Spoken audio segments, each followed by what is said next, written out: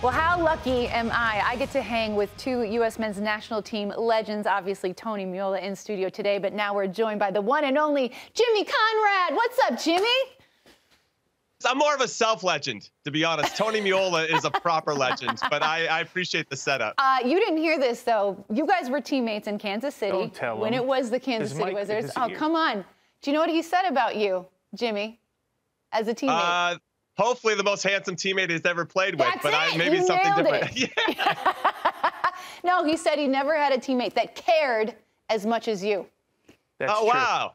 That means true. a lot. Thanks, Big Tone. Which I thought was pretty darn special coming from the mouth of Tony Meola. But early in the show, Jimmy, Tony did an awesome breakdown of where we're at with the goalkeeping situation. And since you are our legendary defender, we want you to do the same thing with our pool of defenders right now that are in camp. So just base question here to start us off.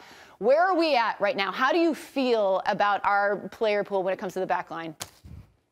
How much time do we have to talk about this subject? This is an area where we have been strong in the past and had a lot of depth.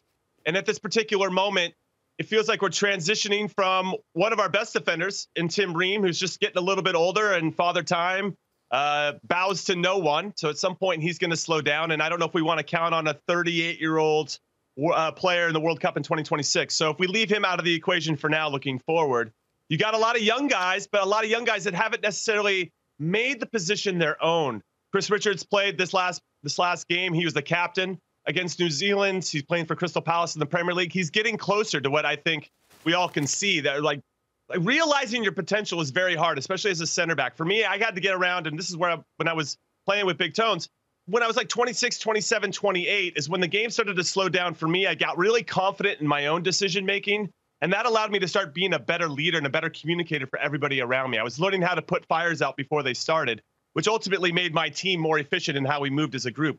Once we can get there with our individual defenders, then we're going to start cooking with gas. But it's just pretty hard as a national team at times, especially with the new coach, to get that to all fall into place very quickly. However, with Mauricio Pochettino, being a former center back, I got plenty of time for the guy, and I think he's very good at organizing teams on both sides of the ball. So I'm cautiously optimistic that even though it doesn't feel like we have guys that have really stepped up and made the positions their own, outside of maybe Jedi Robinson on the left back spot and Serginho Dest when he's healthy, the center back position still feels pretty wide open.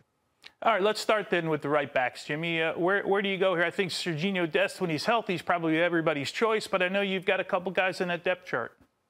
Yeah, Serginho Dest, what's interesting is we've been talking about him forever, and he's only 23 years old, Tones. That's crazy. And then the player who's been replacing him recently is Joe Scally.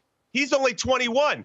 But I'm going to talk about Marlon Fossey. I thought he had a really good game, maybe the man of the match for me against New Zealand in the last window. 26 years old. He's actually older than everybody, but we're talking about him like he's this young kid with a lot to prove. And he plays for Standard Liège, in Belgium. He loves to get up and down the line, and he is more, I think, similar to Serginho Dest than anybody else we have in the player pool. My concern for him is, even though he likes to get forward, he grew up being a winger, that defensive responsibility. Can we trust him? And really, this is all about trust. Can you trust these certain players to execute in high-pressure situations on both sides of the ball? Now, I think Marlon Fossey going forward, I got no problem with him, and I think if you had him on the right side and Jedi Robinson on the left for these two particular games coming up against Panama and Mexico, you're going to be really unpredictable. And going forward, I think that's going to make us really dangerous. Defensively, though, I want to see a little bit more. If there was a weakness to him, I don't know if he's being tested enough in Belgium to really have to get that good at your positional discipline and understanding when to go and when to stay. When you're playing against a world-class team or a top national team, that becomes under the microscope when you're going up against, let's say, Vinicius Jr. from Brazil or whoever it may be. So these are the questions that I hope we get some answers to with regard to Marlon Fossey at the right back position against Panama and Mexico. Let's chat a little bit about Anthony Robinson, who, is getting regular minutes at Fulham. He's been kind of a constant presence there. But for you, when you watch his game, Jimmy, what does he do well, but where do you want to see him evolve? Yeah, I don't know if there's much. I'll start with the latter there. I don't know if there's much to see him evolve. I feel like I'm nitpicking at this point. He's 27 years old, and when I watch him play now, there's a confidence to him in his decision-making that maybe there wasn't there before. And this comes with getting older, seeing more games, playing in a lot of different situations against top teams, having a good coach. and his evolution in terms of, I almost think it's an emotional evolution. Before, when you're a little bit younger, you make a decision out there on the field and you might start to second guess yourself. When I watch Jedi play now, I don't think he second guesses himself at all. If he makes a mistake, he's like, oh, it's no problem. He moves on very quickly, and that's the maturity of him. So I love where Jedi is right now. I think he's doing a very good job of picking his spots of when to get forward and when to sit back. If I had to, though, nitpick just a bit, it's his quality of crossing. When he gets into those areas up high, can he hit a deep cross? So he doesn't always have to get to the end line and get a cross off.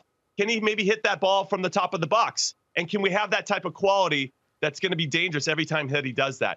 He's honestly, I feel like I'm nitpicking a guy that's been excellent, and he is in demand, right? He's one of the top left backs in the Premier League, and he's doing it on both sides of the ball. Been really impressed with his evolution, and I'm curious to see if he stays at full moving forward, because I think he's ready to take that next step. Yeah, but you've said time and time again, right, he is one of those locks when you talk about the U.S. men's national team. All right, let's go to your beloved center back position. Before you break down the player, I'm just curious how, because I look at partnerships in the center back, like one guy's got to complement the other. How many games do you think these guys need together in order to, whoever it is, and we'll get to whoever you think it is, but they need together to get that relationship right? Yeah, my favorite part about playing with the national team was that I thought it was easier than playing for my club team, because everybody around you is the best of the best, right? So having that understanding of how to move in different situations just happened quicker. When you play with your club team, and sometimes the level is varying in terms of what guys have, and maybe you're playing with young guys and some old guys, and that mix isn't the same. But with the national team, I loved it because everybody was so good at what they did. I just had to really focus on being as good as I could for me, and then obviously organizing the guys around me. So I don't really answer your question directly there, Big Tones, but I would say maybe a game or two. I don't think it takes much, because these guys should understand how to move. And if you have a coach who's very clear in how they want to play and giving you identity and parameters to play within, then that just makes it even easier to get everybody on the same page very quickly. That said, I would like to see some things continue to grow. And this is why when I talk about Tim Ream, if we're really not going to count on him to be the guy for us as a center back at 38 years old again in 2026, he's 37 now, then it's going to be tough. Maybe he'd be 39 when 2026 comes. Do you want to give those reps to somebody else? And my answer is yes. So if we're going to go with, let's say, Mark McKenzie and Chris Richards, then I want to see those two guys get reps against Panama. And if it's looking good and you're feeling good about it, then give them the reps again against Mexico as well, because that's going to be a very good game in Mexico, where we're going to be tested in different ways, where maybe Panama won't ask the same types of questions. The players that I'm looking at in this one, Mark McKenzie's one. He's 25 years old. I really think he's ready to step up and be the guy, but he's got to demonstrate that. When as I've already mentioned before, right now I still think he's worried about being the best player that he can be, and that's obviously an important component of being a good center back. But for him to really elevate his game, he's got to help elevate everybody else around him. And I have yet to see that consistently at the national team level. And that's tough. You're with your club, and I know he's made the move from Belgium to France, and he's doing well at Toulouse. And I want to see more of that. They're playing in the back three, so he's a right-sided guy or right footer playing on the left side, but he's got good feet. I like a lot of what he brings to the table, but for him to really be the guy and put a stamp on the national team, I need to see more presence, more gravitas. Like, he's the guy. He's got to own his space and help everybody else around him. And then I want to talk about Cameron Carter-Vickers. He played, or he had a chance to be around Mauricio Pochettino when he was at Tottenham, and I think that gives him an advantage, right? He's already got a shorthand with the boss, the new boss. And also, I think because he plays for Celtic, he plays for a club that wins all the time, then I like that mentality. However, when Celtic get into Europe, they get smacked. And I remember when he didn't play in this last game when Celtic lost 7-1 to Dortmund. But last year against Atletico Madrid, they lost 6-0 in Madrid. He was on the field. And those are the games where you're like, all right, this is your time. Okay, the Scottish Premiership is at one level. You get into the Champions League, you're talking about something completely different. And can you still have success at that? And I don't know if I've seen enough from him in those games where you're really getting evaluated at the highest level to make it happen. Now, you're only at times as strong as the team around you, so I know it's not that easy to really stand out at times when you're getting shelled and you can't keep the ball, but still seeing some of those types of moments. He's not in this camp, and I think that gives opportunities to other players, but at some point he will get in, and we'll see if he'll make the most of the opportunity. Do you worry about his ability to stay healthy, though, Jimmy? It feels like he's constantly dealing with injuries. Yeah, of course. Yeah, well, I mean, Tyler Adams, Gio Reyna, we can't, everybody, like, we got Glass House. I know. Yeah, I'm triggered. What have I done?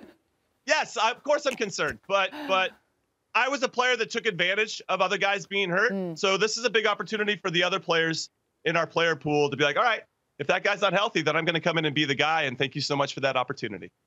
Jim, really, really quick here. They made me pick basically my World Cup team earlier in the show, right? Wow. Give me everybody's healthy, everybody's playing really quickly. Give me your back four. Back four, Serginho Dest on the right, Jedi Robinson on the left. And at this point, we got what? 20 months before the World Cup starts? 22 months, 21 months? I'll say that it ends up being Chris Richards and Mark McKenzie. Ooh, sounds pretty similar to what we heard earlier this morning. I don't know, Jim. But, I love those choices. Cameron Carter-Vickers could obviously get in there for sure. I think that he's only 26. So I feel like you start to come into your own as a center back at what, 27, 28, 29? That's when I was really cooking with gas, as it were. Then it was a steady drop off after that. But, you know, I had a great time at 27, 28, 29. Amazing stuff. Great minds think alike. Jimmy, thank you so much for taking the time. Always great to catch up with you.